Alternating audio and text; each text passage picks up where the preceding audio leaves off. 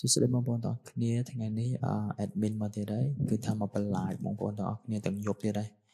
ថ្ងៃនេះ admin មានរឿងមួយនៅក្នុងទីពេទ្យរឿងហ្នឹងមានចំណងជើងថាសមកខ្មោចក្នុងទីពេទ្យ មានទីពេទ្យមួយហ្នឹងឈ្មោះស៊ីរីយ៉ានៅប្រទេសថៃដែលកើតមានពី2ឆ្នាំមុននេះពិតជាភ័យស្លុតបណ្ណាទេបើសិនជាអ្នកខ្សោយទៀតផងនឹងទៅជាឈឺមិនខានព្រោះតែព្រឺខ្លាចនឹងរឿងខ្មោចហ្នឹង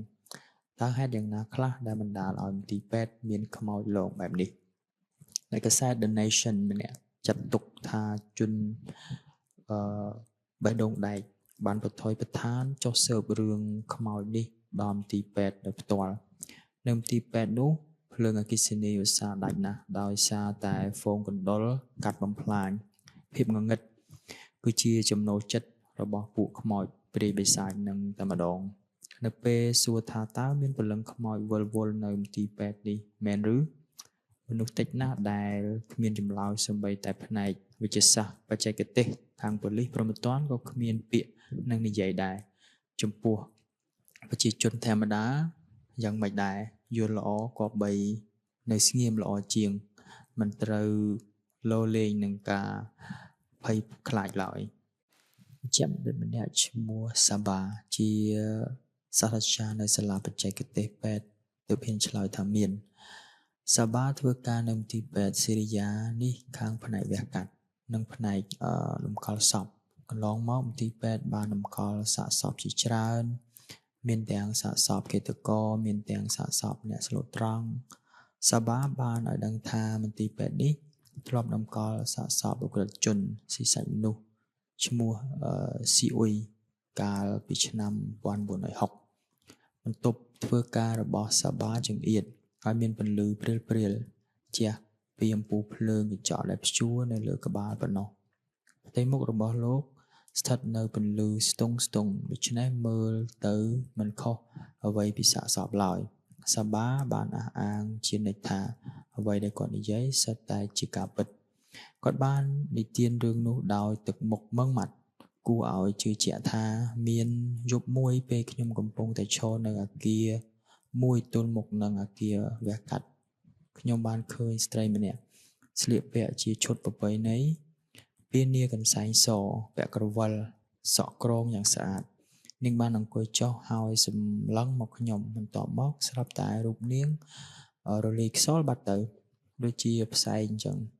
នាងនោះតែងតែបង្ហាញខ្លួនឲ្យខ្ញុំឃើញជាច្រើនដងលើពីនេះទៀតមានម្ដងនោះពេលខ្ញុំទៅដល់ផ្ទះ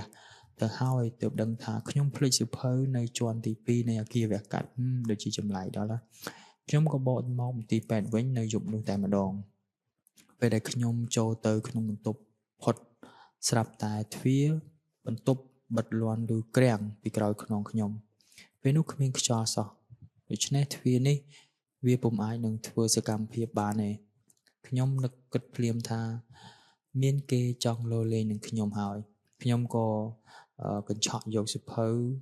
រួចស្ទុះចេញពីបន្ទប់នោះតាមសមត្ថភាពដែលខ្លួនធ្វើទៅបានសាបាបានឲ្យដឹងថានៅអគារវះកាត់នេះបានក្លាយទៅជាប្រធានបទនៃរឿងខ្មោចក្នុងចំណោមនិស្សិតពេទ្យទាំងអស់ទៅហើយសាកសពរាប់មិនអស់ទេដែលបានយកមកកាន់ទីនេះសម្រាប់ធ្វើការស្រាវជ្រាវមន្ទីរពេទ្យនេះក៏វិលវល់ទៅដោយព្រលឹងសាកសពទាំងអស់នោះដែរកាលពីសាបានៅជានិស្សិតពេទ្យនៅឡើយគាត់ធ្លាប់បានកាន់លលាក្បាលនិងឆ្អឹងមនុស្សពីមន្ទីរពេទ្យនេះយកទៅស្រាវជ្រាវនៅឯផ្ទះនៅយប់មួយនោះពេលគាត់កំពុងអង្គុយអានសៀវភៅគាត់ហាក់ដូចជាមានអារម្មណ៍ថាមានអ្នកណាម្នាក់កំពុងសម្លឹងមើលគាត់ពីក្រោយខ្នងគាត់និយាយថាពេលខ្ញុំបែរមកគ្មានឃើញអ្នកណាទាំងអស់ខ្ញុំពិតជាពុំខ្លាចខ្មោចឡើយខ្ញុំអង្គុយនៅចុងម្ខាងនៃកៅអីចំណែកនៅចុងម្ខាងទៀតដែលនៅទំនេរនោះហាក់ដូចជាមានទម្ងន់សង្កត់ធ្វើឲ្យកៅអីផ្អៀងទៅនៅពេលខ្ញុំឡើងទៅលើគ្រែខ្នើយរបស់ខ្ញុំដូចជាត្រុតចុះហាក់ដូចជាមានអ្នកណាម្នាក់ទៅនឹងដេករួចខ្ញុំបាននិយាយរឿងនេះប្រាប់គ្រូនិងមិត្តភ័ក្តិខ្ញុំពួកគេតបថាគាត់ធ្លាប់ជួបប្រទះសភាព ប្រហាក់ប្រហែលនេះដែរនេះប្រហែលជាព្រលឹងរបស់សាកសពចង់នៅជាមួយនឹងខ្ញុំហើយគិលានុបដ្ឋាយិកាម្នាក់នៅមន្ទីរពេទ្យក៏ធ្លាប់ជួបប្រទះនឹងព្រលឹងខ្មោចជាច្រើនលើកដែរនៅយប់មួយពេលយាមប្រចាំការនាងកំពុងអង្គុយអានឯកសារស្រាប់តែមានបរិសម្នាក់ក្នុងសម្លៀកបំពាក់រហែករយិរយាដើរកាត់មាត់ទ្វារសម្ដៅទៅកាន់គ្រែអ្នកជំងឺម្នាក់នាងគិលានុបដ្ឋាយិកាបន្តថាជននោះបានឈរត្រឹងសម្លឹងទៅអ្នកជំងឺកំពុងដេកលើគ្រែអ្នកជំងឺនោះទើបនឹងវះកាត់ដាក់គ្រាប់ភ្នែកថ្មីដែលបានមកពីសាកសពដែលស្លាប់ទៅជននោះបានអោនសម្លឹងអ្នកជំងឺអស់មួយសន្ទុះរួចក៏រលាយបាត់ស្រមោលទៅលោកវិជ្ជបណ្ឌិតម្នាក់ឈ្មោះ Ayen Bonjaket បានបោះពុម្ពផ្សាយសៀវភៅមួយក្បាលមានចំណងជើងថា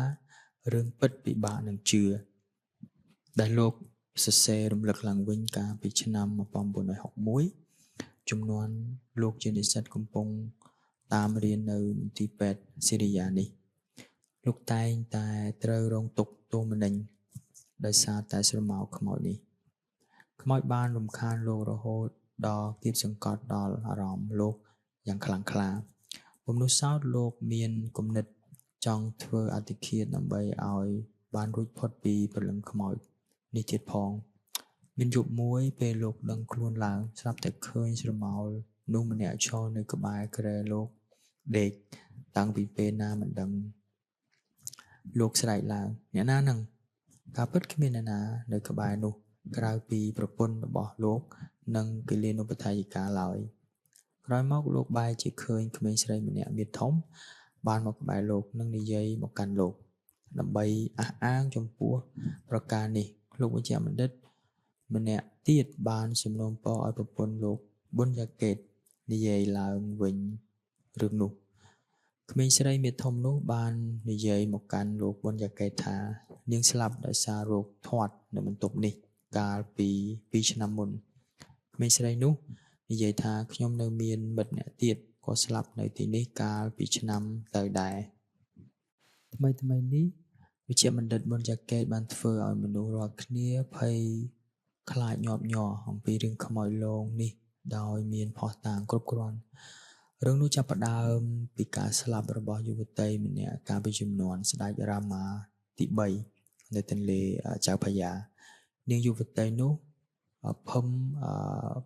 ផាវឌីជាកូនស្រីរបស់ថៅកែហាងមួយនៅជិត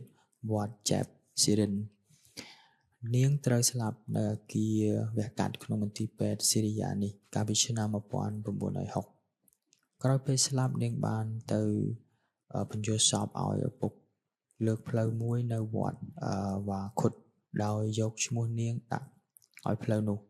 នាងបានប្រាប់វិជ្ជបណ្ឌិតប៊ុនយ៉ាកេតអំពីរឿងរ៉ាវទាំងអស់នោះក្រោយមកលោកថេវបានឮរឿងព្រលឹងខ្មោចរបស់នាងភឹមផាវឌីដែលត្រូវជាប្អូនស្រីរបស់ខ្លួននោះលោកថេវឲ្យកូនប្រុសរបស់គាត់ឈ្មោះវីរ៉ាវ៉ាត់ធ្វើដំណើរទៅកាន់វត្តវ៉ាខុតដើម្បីរកការពិតនាងវីរ៉ាវ៉ាត់បានរកឃើញភ្នោមួយនៅទីនោះមែននៅមុខភ្នោមានរូបថតស្រីម្នាក់ប៉ុន្តែរូបនោះចាស់ព្រិលទៅហើយមើលពុំច្បាស់និងមានសរសេរឈ្មោះអ្នកស្លាប់គឺនាងភឹមផាវឌីពិតប្រាកដមែនគ្មាននរណាម្នាក់ជឿរឿងខ្មោចលងនោះឡើយប៉ុន្តែក៏គ្មាននរណាម្នាក់បដិសេធដែរលើកលែងតែអស់លោកវិជ្ជបណ្ឌិតមួយចំនួនដែលនៅមន្ទីរពេទ្យស៊ីរីយ៉ានេះ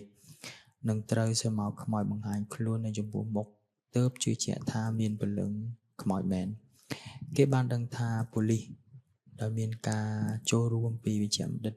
ច្រើនអ្នកនិងអ្នកវិទ្យាសាស្ត្រម្នាក់ទៀតនឹងមកកាន់មន្ទីរពេទ្យនេះដើម្បីរករកការពិតទោះបីយ៉ាងណាក៏ដោយក៏ប្រជាជនពុំហ៊ានអើតក្បាលនៅមន្ទីរពេទ្យដែលមានខ្មោចលងនេះដែរហ្នឹងហើយបងប្អូនរឿងយើងចប់តែប៉ុណ្ណឹងសូមអរគុណបងប្អូនទាំងអស់គ្នាដែលបានយកចិត្តទុកដាក់ស្ដាប់រឿងនិទានខ្មោចពី Admin Thera សូមឲ្យបងប្អូនគេងលក់សុបិនល្អនៅពេលរាត្រីជួបបងប្អូននៅពេល